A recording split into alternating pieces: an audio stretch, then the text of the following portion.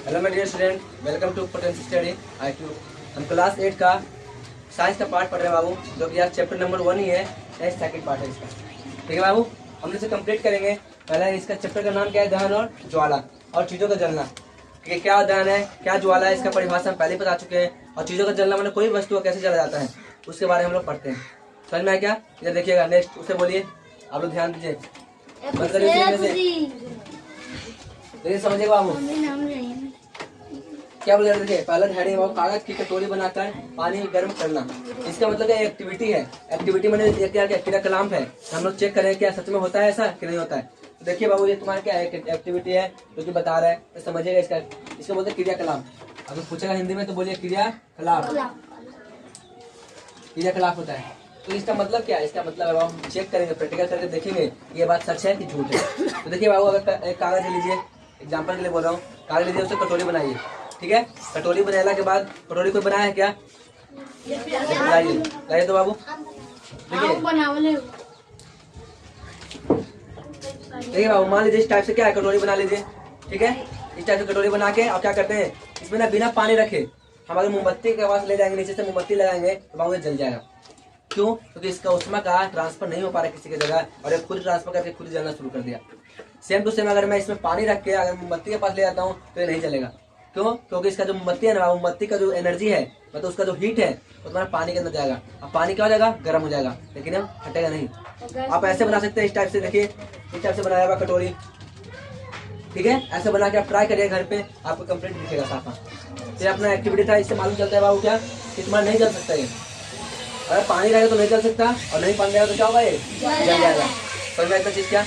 Photo के माध्यम से देखिए, तुम्हारा कागज क्या कटोरी है। ठीक है, उनको बोलिए थोड़ा सा बाबू,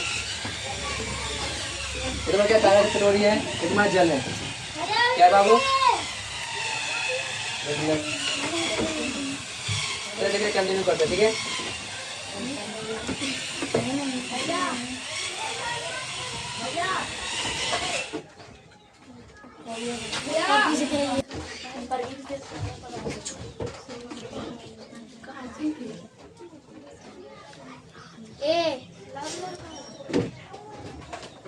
देखिए स्टूडेंट, क्या हम लोग कहाँ पढ़े थे बाबू? देखिए मैं बोल रहा हूँ कि मोमबत्ती है, मोमबत्ती दिखाई दे रहा है, तो कागज की कटोरी है। आप कागज की कटोरी बनाइएगा, उसमें पानी डालेगा, आप देखिएगा नहीं जलेगा ये। क्यों? क्योंकि अभी बताया ना बाबू, इसका जो एनर्जी का ट्रांसफर है वो पानी में चल जाएगा और पानी गर्म हो जाएगा, लेकिन जलेगा नहीं। समझ में आया चीज क्या? आज नेक्स्ट मोमबत्ती है, मोमबत्ती का लो है बाबू, ये तुम्हारी इधर है। और यहाँ समझिएगा, यहाँ पे क्या बोल जा रहा है इस पॉइंट में, मोमबत्ती को जलने के लिए हवा में उपस्थित ऑक्सीजन की क्या होता है, सहायता करती है। सुनिएगा, मोमबत्ती है, मोमबत्ती आप देखिएगा, मोमबत्ती का लो, पहले आगे पढ़ेंगे मोमबत्ती के इतिहास के बारे में, पहले समझिएगा। सुनिए, ये अपना मोमबत्ती होता है, मोमबत्ती का कभी लो देखिएगा आप, बिल्कुल ठीक है, ऐसा होगा। मान चलिए मोमबत्ती है, ठीक है, समझिएगा। तो देखिए बाहरी वाली, सबसे बाहरी वाली परत, सबसे बाहरी वाली परत तुम्हारा नीला कलर का जलेगा, और उसके अंदर जाएगा तो पीला जलेगा, और उसके अंदर और जाएगा तो ब्लैक जलेगा।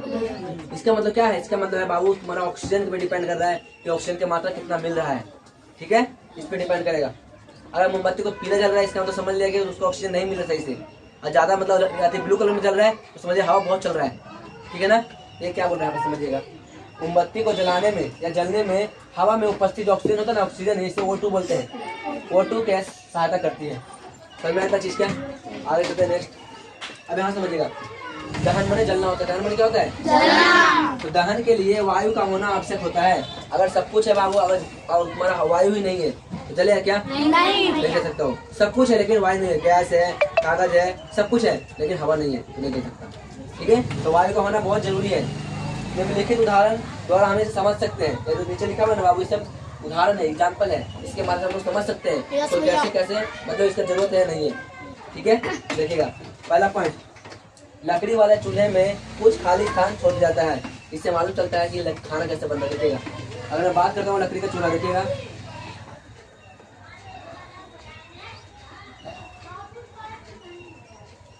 देखिए यहाँ पे देखिए उचकुन टाइप में आता है ना बाबू। ये तुम्हारा कढ़ाई है, ठीक है, तुम्हारा लकड़ी है, ये तुम्हारा आग जल रहा है, ये तुम्हारा आग निकल रहा है। देखिएगा गौर से, ये बाबू में क्या चूल्हा होता है, गैस का ऐसे होता है। ठीक है, मतलब लकड़ी वाला, जब लकड़ी डालते हैं ये देखा क्या उचकुन जिसे बोलते हैं हम, गाँव के भाषा में हम लोग बोलते हैं। इसे बोलते क्या ना, इसे डाला जाता है तो ऊंचा टाइप में, क्योंकि ऑक्सीजन इसके अंदर से जाए और सही से जल पाए।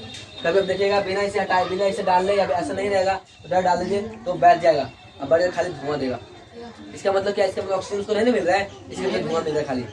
समझ में आया क्या? तो यहाँ देखिए क्या बोल रहे हैं यहाँ पे, तो लकड़ी वाले चूल्हे में कुछ खाली स्थान छोड़ दिया जाता है। ये सब खाली दिख रहा है, ये सब खाली स्थान छोड़ दिया जाता है ताकि ऑक्सीजन जाए और इसे जलने दे। जब अच्छा से जलेगा तो आपका जो जल रहा है ना, ये ब्लू कलर में दिखेगा। और तुम्हारा धुआं हो जाएगा, चाहे नहीं जलेगा तो पीला दिखेगा, और एक कुछ नहीं जलेगा तो धुआं होगा खाली। समझ में आ रहा है इतना चीज क्या? यानी ऑक्सीजन की मात्रा नहीं पूछ रहा है। दूसरा चीज देखिएगा बाबू, देखिए क्या बोल रहे हैं, केरोसिन वाले स्टोव में, मतलब केरोसिन का ऑयल होता है ना, केरोसिन तेल, तो केरोसिन वाले स्टोव में एक छिद्राकार लोहे का गोला वलयाकार रचना होती है जिसमें होकर नीचे से हवा प्रवेश करती है, जिसमें वर्णन के तेल से भींगी हुई क्या कपड़े बत्ती में तेल की जलने में से मदद करती है। एक मिनट रुकिए बाबू आप लोग।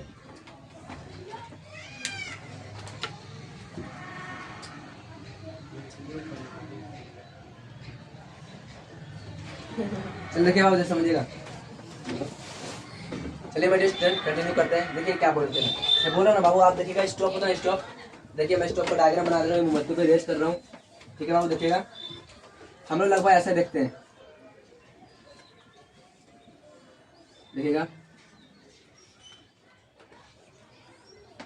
ऐसा, तुम्हारा कुछ टाइप में ऐसा रहता है।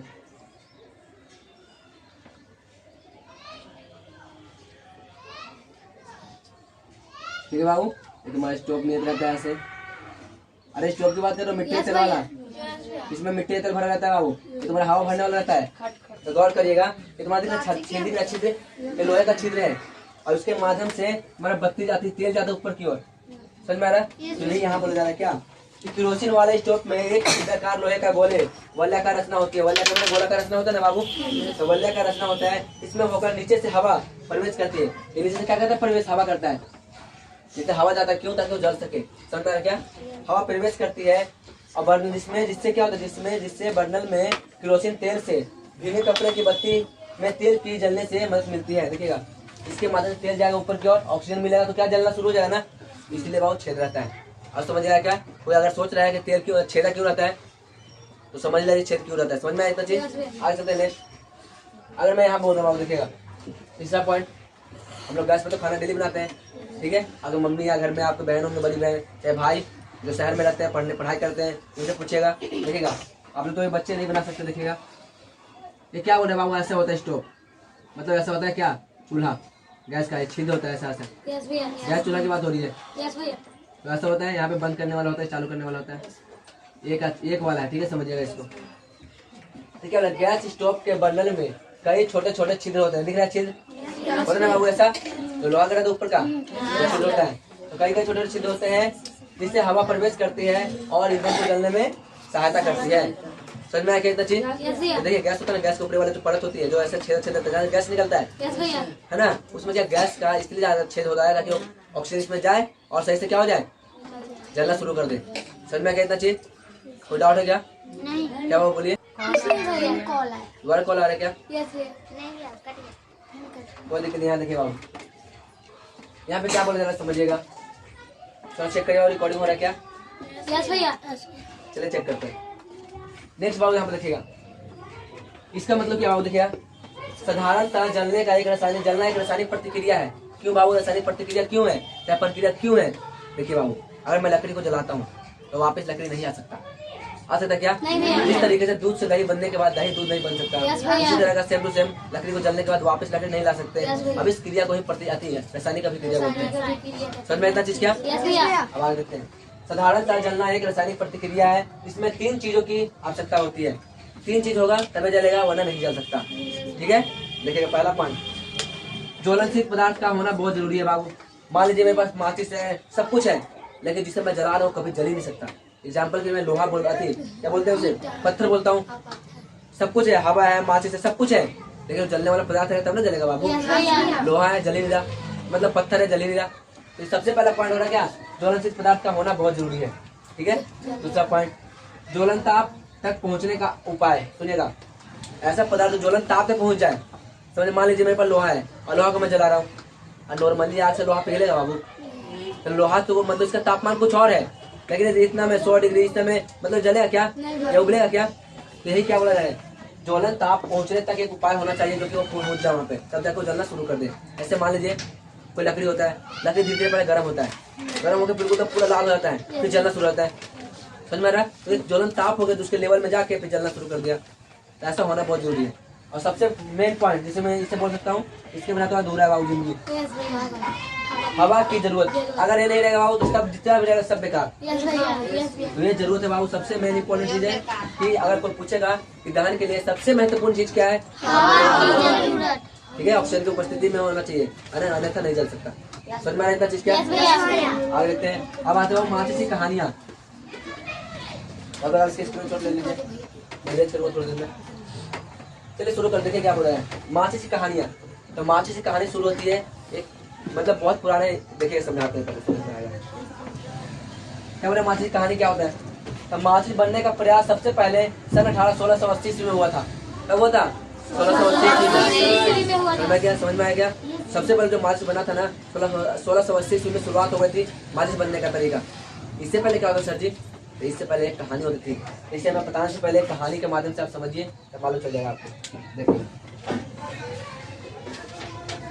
यदि आप गवर्नमेंट स्कूल में पढ़ते हैं तो आपको गवर्नमेंट स्कूल में एक बुक है ना फ्री में प्रोवाइड करेगा, नहीं तो अगर नहीं पढ़ता प्राइवेट से भी ले सकते हैं। अपना एनसीईआरटी बुक है जो आप किसी भी एग्जाम के लिए बैठे हुए आपको प्रोवाइड करने मतलब बेनिफिट होगा, ठीक है। तो मैं एनसीईआरटी पढ़ा रहा हूँ, आपको समझ में आना चाहिए, ठीक है बाबू। अगर आपको गवर्नमेंट स्कूल में नहीं मिल रहा है तो आप प्राइवेट में जाके खरीद सकते हैं बुक को, ठीक है।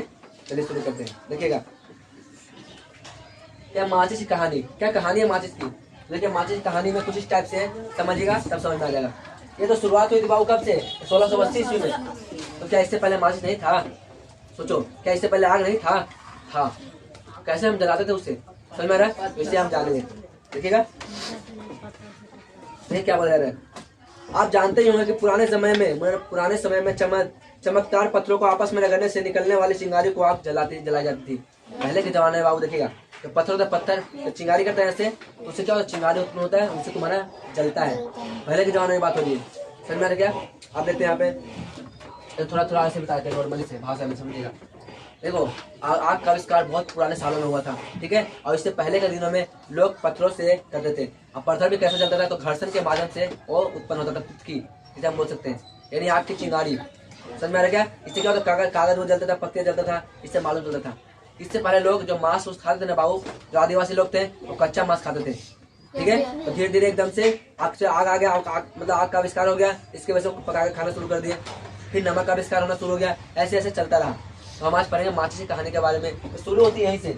माचिस बनाने का प्रयास सबसे पहले 1680 ईस्वी में किया गया था, ठीक है। आगे देखते क्या बोले यहाँ पे। रॉबर्ट ब्लाइल, देखिए रॉबर्ट, इसका नाम क्या है बाबू का? तो रॉबर्ट बायल है, क्या नाम है इनका? तो रॉबर्ट बायल ने कागज के टुकड़े पर सफेद फास्फोरस लगाकर उसे सल्फर लगे कागज पर रखा। ऐसा करने पर कागज ने आग पकड़ लिया। सुनिएगा इसका मतलब, मान लीजिए बाबू ये कागज है, इसके अंदर मैंने सफेद फास्फोरस लगा दिया और लगाते के साथ मैंने किसके साथ रखा? तो सल्फर के साथ रखा, और जैसे ही रखा तो ये आग पकड़ लिया। समझ में क्या? मैंने शुरू में पढ़ाया था पिछले क्लास में, सफेद फास्फोरस क्या होता है? कमरे के ताप में ही आग लग जाता है उसके अंदर, तो जादूगर वाला बताया था। समझ में क्या? तो तुम्हारा यही सब होता है। आगे चलते नेक्स्ट क्या बोले यहाँ पे, तो देखिएगा, यानी इस पे रखेगा सल्फर रखेगा तो जलना शुरू हो जाएगा। ये ऑक्सीजन तुरंत बहुत कम क्रियाशील है, तुरंत कम तापमान में जलना शुरू कर देता है। समझ में क्या? आगे चलते नेक्स्ट, ये क्या बोले यहाँ पे, बोले बाबू सल्फर फास्फोरस बहुत कम, सॉरी सफेद फास्फोरस है बाबू, सफेद फास्फोरस बहुत कम तापमान पर आग पकड़ लेता है। इतना तापमान के मतलब रूम टेम्परेचर पे कह सकते हैं। समझ में आ रहा क्या? और क्या बोलते हैं, इस प्रकार यह बहुत खतरनाक होता है। समझ में? जखनी मन तकनी आग पकड़ लेगा तो खतरनाक नहीं बाबू, बताओ, ये हमेशा के लिए घातक है एक तरह से।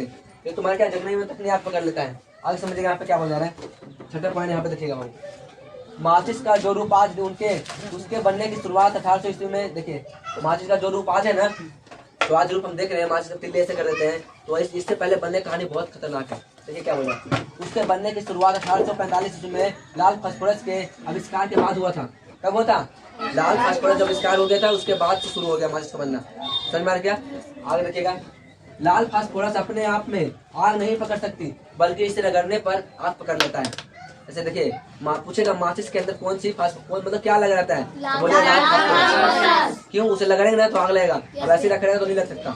समझ में आ रहा क्या? तो ये बोला जा रहा है क्या कि लाल फास्फोरस अपने आप में आग नहीं पकड़ सकती, बल्कि उसे रगड़ने पर ही आग जलता है, मतलब उसमें जलन शुरू होता है। समझ में आ गया बाबू? तो आप तब तक स्क्रीनशॉट लीजिए, ठीक है, और तब तक मैं उसे इरेज कर रहा हूँ। आप ले लीजिए एक बार बाबू स्क्रीनशॉट, हो गया। अब इसको मैं इससे इरेज कर रहा हूँ। ऐसा कुछ पॉइंट है जो कि 5 पॉइंट था, कुछ और पॉइंट लिख रहा हूँ। माचिस की तिलिया पर लगा रसायन, जो रसायन लगा था ना बाबू केमिकल, तो माचिस की तिलिया पर लगा रसायन पोटेशियम क्लोराइड होता है। क्या होता है? पोटेशियम क्लोराइड होता है। तथा माचिस के डिब्बी पर लगा फास्फोरस और मतलब लाल फास्फोरस और सल्फर लगा होता है। आप समझिएगा इसको बाबू।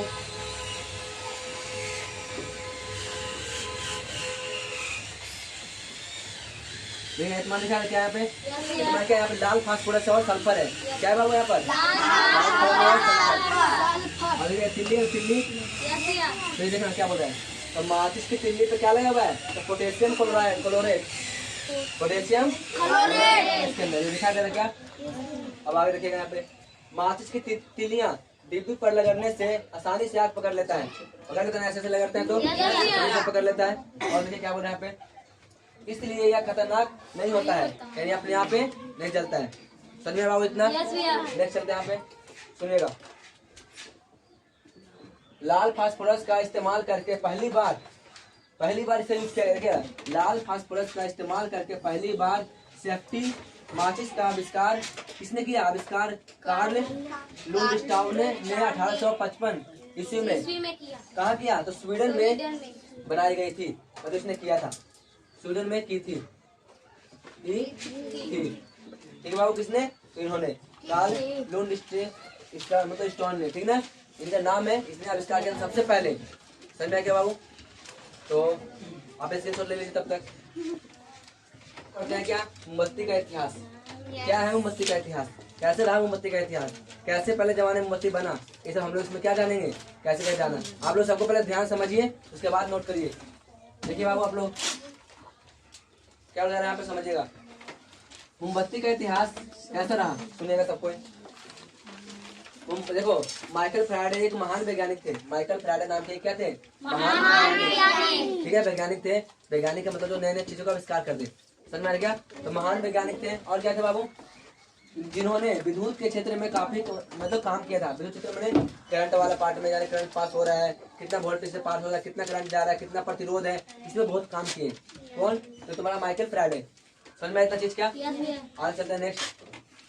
1830 ईस्वी में उन्होंने मोमबत्ती के इतिहास 1860 ईस्वी में उन्होंने मोमबत्ती के इतिहास बताए।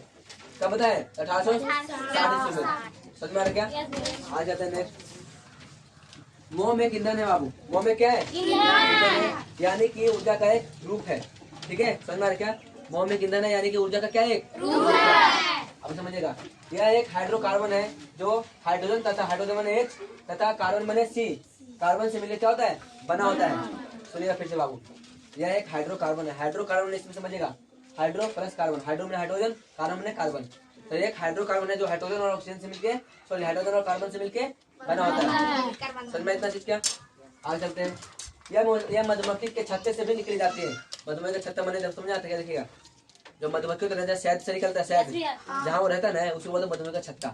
तो मधुमक्खी के छत्ते से भी क्या होता है? निकाली जाती है। ठीक है, अब देखिएगा यहाँ पे, इसमें एक बत्ती लगाई जाती है और चारों तरफ से मोम घिरा होता है। देखिए मोमबत्ती बनने का क्या है, पहले बाबू तुम्हारे क्या मोमबत्ती दिखा क्या पे? मोमबत्ती एक बीच में एक रस्सी है, मतलब धागा है, और चारों से मोम है, इसीलिए इसे क्या नाम पड़ गया? मोमबत्ती। सुनिएगा फिर से पढ़े। इसमें एक पत्ती लगी होती है और चारों तरफ से मोम घिरे होते हैं, अतः इसका नाम मोमबत्ती पड़ा। क्या नाम पड़ा इसे? नाम मोम से मिलकर बना, इसलिए मोमबत्ती नाम इसको पड़ा। समझ में आया क्या?